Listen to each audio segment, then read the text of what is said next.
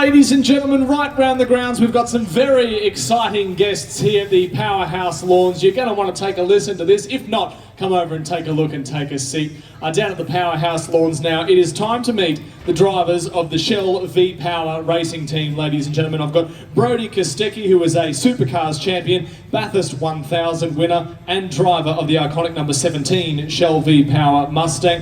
Rylan Gray is also with us. He is the reigning Super 2 champion in his rookie year of the Supercars Championship, and also driving the number 38 Shell V-Power Mustang. There's a similar one behind us here, gents, and it looks absolutely amazing. I can imagine it feels amazing to drive as well when you're on the track. Ladies and gents, if we could though, before we get underway, would you please welcome Brodie and Rylan? So great to have the gents here. Fellas, I'll just get you to start by talking us through your seasons to date. What have your results been like and how is the team going? Brodie, we might start with you.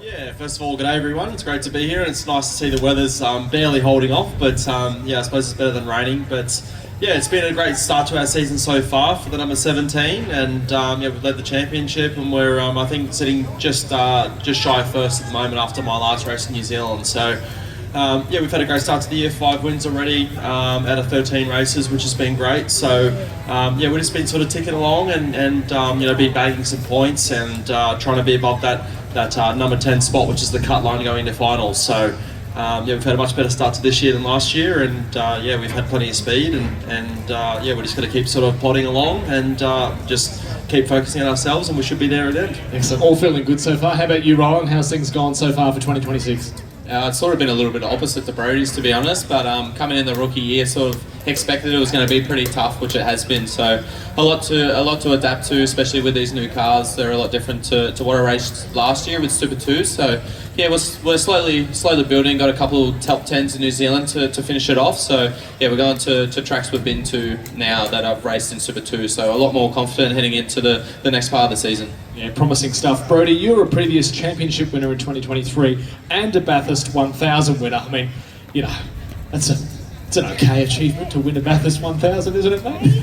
Oh, yeah, I had a lot less greys back then. That's a while ago now, but yeah, been very privileged to obviously win a Bathurst and a championship. So and I felt like I won them pretty early in my career, but it's like one of those things, you know, when you taste something you really like, you really want more. So yeah, we'd really love to do both in 1 year, and I think this is the year that we can do it. So we'll just keep, I guess, you know, sticking to our plan and you know, eyes forward and just stay focused on ourselves. Such a special thing, Bathurst 1000, isn't it? Because it's possibly the most famed race in the country and the one that everyone acknowledges as being extremely challenging. And you can win that and not necessarily win the championship as a whole. So to do both is a big goal of yours.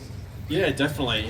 You know, growing up as a kid, you know, watching the 1000, it's one of the most iconic races in the world, and obviously the most iconic race here in Australia. So to be able to do them within, you know, I guess the same 2 years was really special, and yeah, honestly, when you get to do one, you sort of take it for granted, to be honest, because there's been plenty of people that have gone, you know, without, you know, their careers, you know, without winning one. You know, I guess there's, you know, lots of names. One that comes to mind is Glenn Seaton, which was a good family friend of mine, you know, growing up, and led that great race so many times, but just come up short, you know, with mechanical gremlins and whatnot. So yeah, it's really easy to take it for granted, but yeah, like looking back on it now, yeah, it's great to reflect on it, but I'm not like one of those people that I always focus on the next day, even when I've already sort of, you know, living in the current day. So yeah, we'd just love to win some more.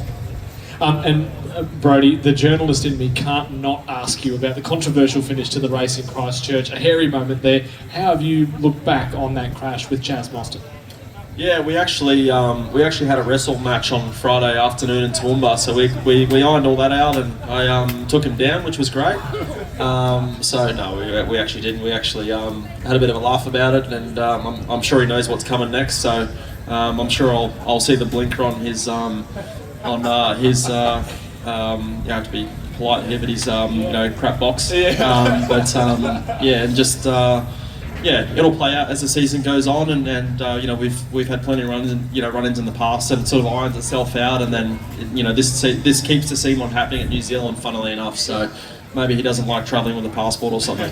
Fair enough, fair enough. And it is such a competitive sport. Rylan, you're just starting out in your, I suppose, A-level career. What's your first year as a full-time supercars driver been like for you so far? You mentioned a little bit challenging, but gee, it's so impressive to make it into the big leagues. What's it been like for you? Yeah, it's definitely been a massive step up. Like racing Super 2 last year, you could be a little bit off and you could still be on the front row or even on pole. So everyone's so good in main game that they all deserve to be there. So everyone's so competitive and the field's so tight. But yeah, it's been a massive learning curve for me this year. Even compared the 2 New Zealand rounds, we did a massive step in Christchurch, which was good. So yeah, we're definitely slowly building. It's a massive challenge for me, but I get to learn off one of the best guys in the field. So as you said, he's won Bathurst in a championship, so there's no one else I'd rather learn off. So ask him any questions I want. He gives me a kick up the butt if I'm doing something wrong, which is good. So that's what you want in a teammate. What's it like having someone like Brodie with you to get the most out of your Shell V-Power Mustang? Like the machine in particular, I mean, you're both sort of working on the same equipment, so how have you relied on him to get the most out of your car? Yeah, his mechanical mind is very confusing to me sometimes. He understands the cars quite well, and I'm starting to learn as much as I can off him, but sometimes him and George, his engineer, go off on rants about doing stuff with the cars, and I get confused sometimes. But I try to pick up things that I can. So, yeah, he's probably the best to learn off. The car's always in a pretty good window. It's just all down to the driving now. Fair enough. And for both of you, Brodie, I might start with you. What's it like driving your road car back to the hotel after doing 300 k's an hour all day? Must feel like you're doing 40 in a school zone. Yeah, I don't know, it's like one of those things. I guess the drive home from a race event's actually quite good because Rylan and I actually share a car together, and we can sort of reflect on our day. So normally it's a slow journey back to the hotel and have a laugh about something that's happened, or maybe even cry about something that's happened as well. But yeah, we're pretty relaxed on the roads, and just enjoy the journey. Rylan, how about you? Is that valuable time in the car on the way back? Yeah, it definitely is. So I'm not old enough to drive a rental car yet. So he's got the duties, which is good. So I can just sit in the passenger. But yeah, it's good to have those trip backs. Seems very unfair of them. Sorry to interrupt, but very unfair of them not to let you take a rental car for a spin, given your day job. Oh, I think it's great. It just means he has to drive everywhere. You're off the hook there. That's great. A lot of people probably don't know how drivers spend their time between rounds. Can you give us some insights into the prep work you guys do, as well as perhaps the time in the gym to make sure you're at peak fitness? A lot of people don't realise how taxing it is on your body in these often lengthy races and very physically taxing races. Yeah, definitely. Probably one of the things that stands out the most is the heat inside the cars. So normally it's about 20 to 30 degrees above ambient inside the car. So I think roughly today is about 20 degrees. So we'd be racing in a nice and cozy 40 inside the car. But we go to rounds like Darwin, that are coming up soon, where it's 30, 32, 35 every single day. So it's 60 plus degrees inside the car. We're laid in fire protection gear as well, which is pretty much like wearing two doona covers, to be honest. So we get extremely hot in there. It's very hard to hold onto your fluids and stay hydrated. So we have to plan that, leading into a race event, which takes, days, or actually probably closer to a week. So you have to be very vigilant with all those things, all those little 1%ers. And we stay busy. We train together at the workshop. Our whole crew trains together. They're doing the pit stops. So there's quite a big effort that goes into it behind the scenes. And as far as fast, when we're not driving, we're probably still driving. I've actually just come from Ipswich Raceway, which is 20 minutes that way.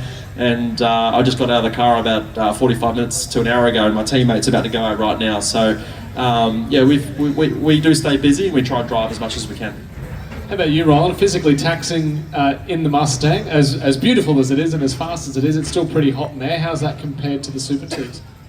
Yeah, I'd say these cars are a little bit cooler compared to the old Super 2 cars. You go to places like Townsville last year, and then your feet start to burn, and the races are half the length of what they are in main game. So yeah, you do a lot of prep work outside of the car, do a lot of physical training and endurance, and then we do stuff like saunas to try to get prepared for Darwin. So there's a lot of stuff that goes in behind the scenes to make sure we're as best prepared as possible. So when we get to the round, we're perfect and good to go. But yeah, as Brodie said, he's been at the QR. I'm at Adelaide next week racing. So we always try to keep ourselves in a car as much as possible. You guys are moving around a lot, you're travelling a lot. If you could give some advice to any young potential drivers in the audience today, what would it be, Brodie? We'll start with you. One thing that my grandfather always said was, if you don't do good in school, you don't get to race. So always had to make sure I did reasonably well in school. Hopefully the kids heard that one nice and loudly. Yeah, but it actually taught me a lot. It's all these funny things you look back on, and it seems very simple now, but just simple life lessons of having the responsibility, and I've taken a lot of those lessons moving forwards, and actually probably matured at quite a young age. So. If you're passionate about racing, start off at your local go-kart track, and obviously it takes a lot of effort to be a race car driver. You have to be a media person, drive the car as well, and be good with people. Our sport's really demanding, and it's also quite cruel as well.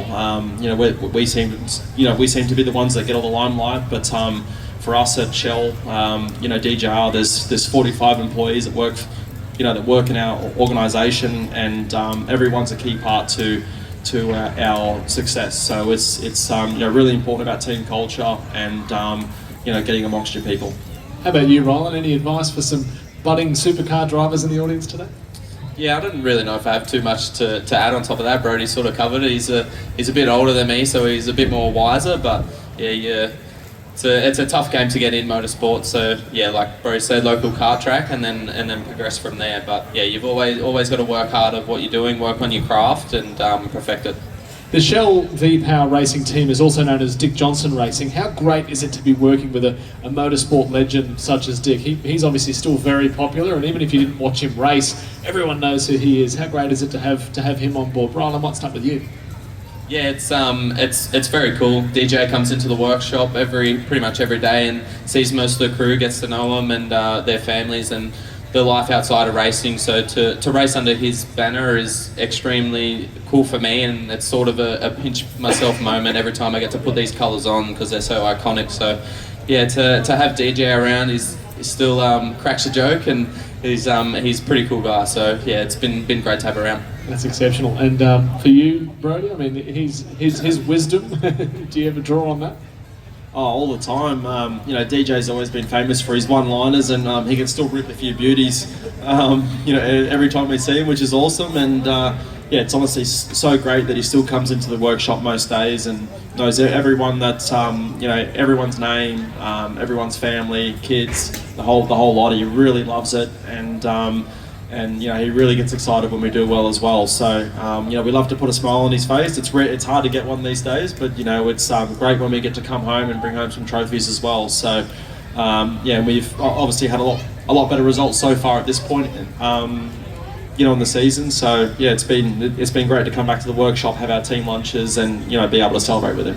Incredible to have someone like that in your corner. And Brodie, I know you said you're racing down at Queensland Raceway at the moment, but you'll both be back in August from the 21st to the 23rd. How good is it to be racing at QR again in front of what will no doubt be a huge crowd? Yeah, it's fantastic to be back at Queensland Raceway, and everyone that puts in there has done an incredible job. Tony Quinn, that is now the leaseholder there, has done an amazing job with all the upgrades to the facilities and whatnot. It's truly a pleasure to go out there and race. So I actually find myself out there quite a lot driving cars, which is great. And obviously can't wait to get back behind the wheel of my supercar around there. It was so much fun last year, and the racing was great. We're just honestly, I need to get past this weekend first, and then and then I can think about QR in a few months' time. And I mean, it's hard to say where the two of you are based because you travel so much. You travel extensively throughout the year, not just for the Supercars Championship, but other racing events as well. But you're both Queensland based. Rylan, what does it mean to you to be able to come back to Queensland Raceway and race there? Yeah, it's definitely really cool. As we saw last year, it promoted great racing, and we had a pretty good round there last year in Super 2 as well. So it's a track that I'm very familiar with and can do pretty well at. But yeah, to have the racer back there has been awesome. There's been big upgrades to the facilities that Tony Quinn have done to really bring it back to life compared to what it was a few years ago. So yeah, he's done an amazing job at that, and to be back there, to be a second home round, I guess, is going to be pretty cool. So yeah, don't have to jump on a plane this time. And I think, Rylan, you said to me a little bit earlier you're based on the Gold Coast. What's it like when V8 Supercars comes to the coast? That must be pretty special for you. Yeah, it's going to be really cool. I think the the street track's only going to be 6 minutes down the road from where I'm living currently, so it's going to be really close. But yeah, it'll be my first time there as well, so it's going to be definitely challenging. First time at the street circuit, as we saw last year, it was very exciting with cars flying through the air. So hopefully I get to do a bit of that. Yeah, exceptional. And Brodie, perhaps to finish, can you talk us through just how amazing it is to be in the Shell colours still? I mean, you've got an extensive career, but to still be racing for Shell V-Power is pretty special for you. Yeah, it's actually it's a fantastic team to be a part of, and I felt really lucky to be driving for such a team that's got a rich history and obviously such a pedigree within the motor racing industry, not only here in Australia but across the whole world. So DJ's worldly renowned, and and obviously I've just signed my long-term contract with them as well. So I'm looking forward to that period. But for us, we're just focused on the rounds coming up, and we've got Tasmania coming up next, which is going to be exciting for us, and see if we can get back the orange numbers and the championship lead. Hopefully a little bit cooler in Tassie. 20 degrees above ambient. If it's 10 degrees in Tassie, it's only 30 in the car, that's fine. Ladies and gentlemen, will you please join me in thanking Brodie Kostecki and Rylan Gray from Shell V-Power Racing. Incredible to have the guys along today, and we wish you all the very best for the season ahead. Thanks very much. Thanks, appreciate it.